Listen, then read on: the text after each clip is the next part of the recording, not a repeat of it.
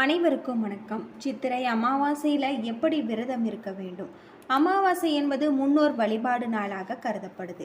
இந்த நாள் இந்துக்களின் முக்கிய விரத நாளாக ஒன்றாகும். அமாவாசை நாட்களில் விரதம் இருந்து முன்னோர்களுக்கு தர்ப்பணம் கொடுத்து தர்மம் வழங்கினால் பித்ருகளின் ஆசி கிடைக்கும்.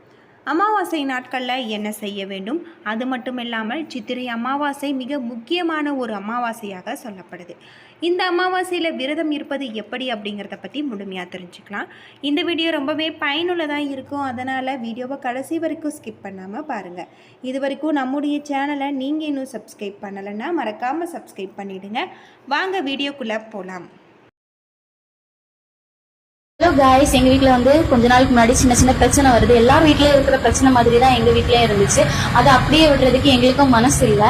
அப்போ எங்கள் வீட்டில் என்ன சொன்னாங்கன்னா நம்ம போய் ஏதாவது ஒரு நல்ல ஜோசியரை பார்க்கலாம் அப்படின்னு. ஆனால் எனக்கு அதில் சுத்தமாக நம்பிக்கை இல்லை. அப்போ தான் நான் யூடியூப் ஸ்க்ரோல் பண்ணிட்டு இருக்கும்போது ஒரு ஆட் பார்த்தேன். அவர் பார்த்தீங்கன்னா விஐபி, அப்புறம் சினிமா ஆக்ட்ரஸ், பெரிய பெரிய சினிமா ஆக்ட்ரஸ், அப்புறம் அரசியல்வாதி, இவங்களுக்கு எல்லாருக்குமே ஜோசியம் பார்க்குறவர் அப்படின்னு சொல்லி போட்டிருந்தாங்க.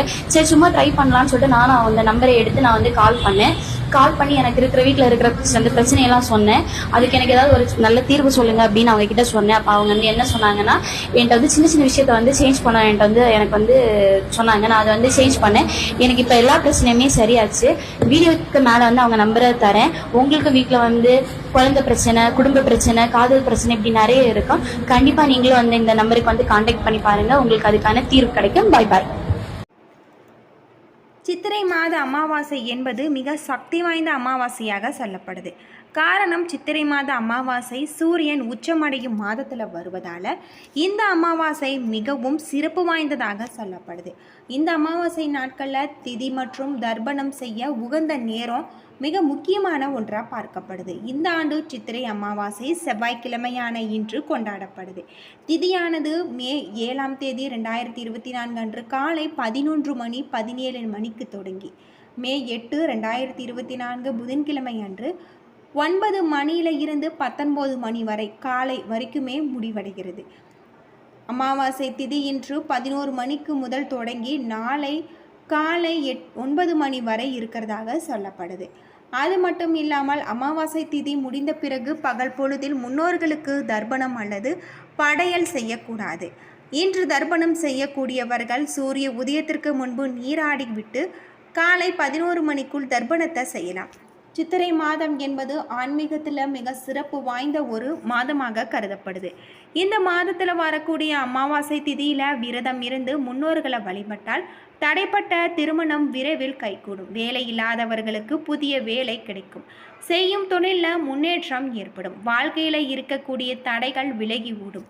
வீட்டில் வறுமை நீங்கி நீண்ட கால நோயில இருந்து விடுதலை கிடைக்கும். பொதுவாக அமாவாசை நாட்களில் தான தர்மங்களை வழங்கினால் செய்த பாவங்கள் நீங்கும் என்பது நம்பிக்கை. ஏழை எளியவர்களுக்கு உணவு, உடை அவற்றை தானமாக வழங்குபவர்கள். அது மட்டும் இல்லாமல் குறிப்பாக சித்திரை மாத அமாவாசையில் தான தர்மம் செய்வதால் அதற்கான பலன்கள் 2 மடங்காக கிடைக்கும் என்பது ஐதீகம். சித்திரை மாதத்தில் தான் சூரிய பகவான் கிழக்கு திசையில் உதிப்பதால் இந்த மாதத்தில் வரக்கூடிய அமாவாசையில் விரதம் இருந்து சூரியனுக்கு நீர் படைத்து வழிபட்டால் ஜாதகத்தில் சூரியனால் பலம் அதிகரிக்கும். அதே போல் சந்திரனின் பலம் அதிகரிக்க சித்திரை மாத அமாவாசையில் நவகிரக வழிபாடு செய்ய உகந்ததாக சொல்லப்படுது அப்படின்னு சொல்லலாம். அமாவாசை நாட்களில் பொதுவாக நம்ம என்ன செய்யணும், என்ன செய்யக்கூடாது அப்படிங்கிறத தெரிஞ்சுக்கிட்டு நம்ம செய்ய வேண்டும். அமாவாசை நாட்களில் காகத்திற்கு சாதம் வைக்கலாம். வீட்டில் உள்ளவர்கள் காகத்திற்கு சாதம் வைத்தவுடன் தான் சாப்பிட வேண்டும். ஏனெனில் காகமானது நம் முன்னோர்களாகவும் சனி கிரகணத்தின் வாகனமாகவும் கருதப்படுவதால் காகத்திற்கு உணவு வைத்த பிறகு நம்ம உணவை சாப்பிட வேண்டும். அதை தவிர்த்து குலதெய்வத்தை நினைத்து வழிபாடு செய்ய வேண்டும். குலதெய்வம் ஆலயம் செல்ல முடியாதவர்கள் அங்கு சென்று செய்தால், அது மட்டும் இல்லாமல் உங்களுக்கு மிகப்பெரிய வீட்டிலேயே குலதெய்வ வழிபாட்டை நீங்கள் மேற்கொண்டு வந்தீங்கன்னா நிச்சயம் உங்களுக்கு குலதெய்வத்தின் அருள் பரிபூர்ணமாக கிடைக்கும். நவகிரகங்களை வழிபடுவது சிறந்தது. சித்திரை மாத அமாவாசை தினத்தில் நவகிரகங்களை வழிபாடு செய்வது நம்முடைய தோஷங்கள், நம்முடைய பாவங்கள் தீரும். இவை அனைத்துமே சேர்த்து உங்களுடைய வீட்டில் இருக்கக்கூடிய பிரச்சனைகளும் தீர சித்திரை அமாவாசை மிக முக்கியமான ஒரு அமாவாசையாக கருதப்படுது அப்படின்னு சொல்லலாம். பொதுவாக அமாவாசை விரதம் இருப்பது முக்கியமான ஒன்றாக பார்க்கப்படுது. சூரியன் சந்திரன் ஒரே ராசியில் சஞ்சரிக்கக்கூடிய நாள் தான் அமாவாசை. இந்த நாட்களில் நம்ம முறையாக விரதம் இருந்து பித்ரு தர்ப்பணம் செய்வது மிகப்பெரிய நம்மளுக்கு ஒரு வாழ்க்கையை ஏற்படுத்தி தரக்கூடியதாக இருக்குது. பொதுவாக நம்ம தர்ப்பணம் கொடுக்கும்போது தங்களின் குலதெய்வம், கோத்திரம் 3 தலைமுறைகளின் பெயர்களை அறிந்து கொள்வது அவசியம். தர்ப்பணம் செய்த பிறகு வீட்டுக்கு திரும்பி வந்து மறைந்த முன்னோர்களின் படத்தை சுத்தம் செய்து வடகிழக்கு திசையில் வைத்து தெற்கு பார்த்து வைத்து சந்தனம் குங்குமம் இட்டு துளசி மாலை சார்த்தி வழிபட வேண்டும். முன்னோர்கள் பயன்படுத்திய பொருட்களை வைத்து நம்ம குத்துவிளக்கு ஏற்றி வழிபடுவது மிகவும் புண்ணியத்தை சேர்க்கக்கூடியதாக இருக்குது. முன்னோர்களுக்கு பிடித்தமான இனிப்பு, காரம் பல வகைகள் படைக்க வேண்டும். தலைவாழை இலை படையல் போட்டு வணங்க வேண்டும். கோதுமை தவிடு, அகத்துக்கீரை போன்றவற்றை பசுவிற்கு தானமாக கொடுக்க வேண்டும். பித்ருகளுக்கு தர்ப்பணம் செய்து முடிக்கும் வரை வீட்டில் நாம் தெய்வ சம்பந்தமான பூஜைகளை ஒதுக்கி வைத்து விட்டு தான் நாம் பித்ருகளுக்கு தர்ப்பணம் செய்ய வேண்டும். அது மட்டும் இல்லாமல் முடிந்தவரை தினசரி செய்ய வேண்டிய பூஜைகளை செய்யலாம். அமாவாசை தினங்களில் மாமிசம் சாப்பிடக்கூடாது. வெங்காயம், பூண்டு ஆகியவற்றை தவிர்த்து நாம் சமைப்பது நல்லது. தர்ப்பணம் செய்யும் போது கருப்பு எள்ளை மற்றவர்களிடம் இருந்து கடனாக வாங்கி நம்ம தர்ப்பணம் செய்யக்கூடாது. அது மட்டும் இல்லாமல் நாம் தர்ப்பணத்தை எப்பொழுதும் கிழக்கு முகமாக பார்த்தபடி தான் கொடுக்க வேண்டும் அப்படின்னு சொல்லப்படுது. இதுபோல் நம்ம அமாவாசை நாட்களில் முன்னோர்களை நினைத்து வழிபட்டு வந்தோம்னா கட்டாயம் நமக்கு முன்னோர்களின் அருள் பரிபூர்ணமாக கிடைக்கும். அமாவாசை வழிபாடு என்பது மிக முக்கியமான ஒரு வழிபாட்டு முறையாக இருக்குது. அதுவும் சித்திரை மாதத்தில் வரக்கூடிய அமாவாசை மிகவும் முக்கியமான ஒரு அமாவாசையாக சொல்லப்படுது. சூரிய பகவான் ஆண்மை, ஆற்றல், வீரம் என்பவற்றை எல்லாம் யமனுக்கும் தரவழைக்கக்கூடியவர்கள். சந்திரன் நமது மனதுக்கு வலிமை சேர்க்கக்கூடியவராக இருக்காரு. இதனால் மகிழ்ச்சி, தெளிவு, இன்பம், உற்சாகம் எல்லாவற்றையும் எல்லாம் தரவல்லவர். இத்தகைய பெருமைகளை எல்லாம் தருகின்ற சூரிய சந்திரனின் தந்தை, தாய் இழந்தவர்கள் அமாவாசை பூரண திதிகளில் வழிபாடு செய்பவர். தை அமாவாசை தினத்தில் அதிகாலை எழுந்து தீர்த்தம் ஆடி பின்னர் சிவாலய தரிசனம், பித்ரு தர்ப்பணம், அன்னதானம் செய்தால் மிக முக்கியத்துவம் வாய்ந்ததாக சொல்லப்படுது. பிதுர் தேவர்களை சிரத்தோடு நாம் வழிபாடு செய்து சித்தாந்தம் செய்வதால் பித்ருகளின் தோஷத்தில் இருந்து விடுபடலாம் என்பது நம்பிக்கை.